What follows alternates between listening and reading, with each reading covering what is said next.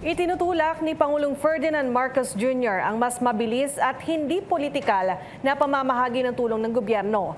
Ayon sa Pangulo, dapat nang wakasan ang mga aktibidad na ginagamit sa sariling promosyon ng mga opisyal bago ibigay ang ayuda sa taong bayan. Si Creseline Catarong magbabalita. Pinag-aaralan ng pamahalaan ang mga paraan upang mapabuti ang paghatid ng tulong sa mga benepisyaryo, lalo na sa mga senior citizen. Kabilang dito ang posibilidad na alisin ang mahahabang pampublikong programa bago ang distribusyon ng ayuda at gawing mas simple ang proseso upang mas mabilis itong makarating sa mga benepisyaryo. Sa vlog na Sagot sa Pulisiya ni Pangulong Ferdinand Marcos Jr., tumugon siya sa ilang komento ng mga manonood. Kabilang ang mungkahi ng isang netizen na nagpahayag ng pagkabahala sa kasalukuyang sistema ng pamamahagi ng ayuda para sa mga senior citizen.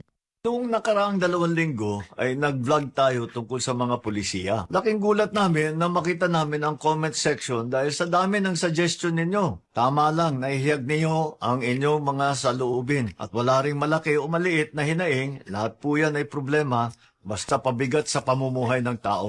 Kasabay nito, inilahad ni Marcos na ang mga programang pinopondohan ng pambansang pamahalaan ay hindi dapat gamitin para sa pamumulitika o personal na promosyon ng mga opisyal. Aniya, kailangang alisin sa pamamahagi ng tulong ang anumang aktibidad na walang direktang kinalaman sa distribusyon ng ayuda.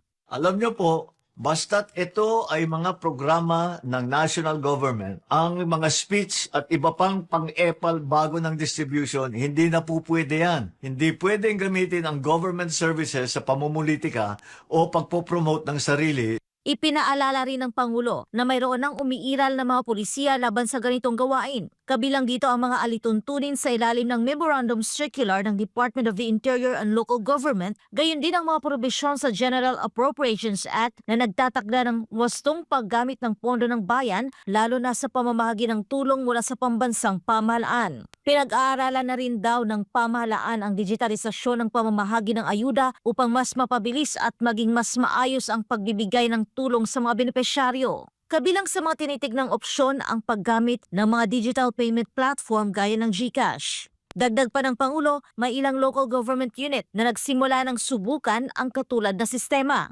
Isa na rito ang Makati City na nagsisilbing halimbawa na maaring pag-aralan at posibleng sundan ng iba pang LGU upang mapahusay ang paghahatid ng tulong mula sa pamahalaan. Samantala, hinikayat naman niya ang mga Pilipino na patuloy na ilahad ang kanilang mga saloobin at mungkahi sa pamahalaan. Para sa Diyos at sa Pilipinas kong mahal, ito si Creseline Catarong, SMNI News.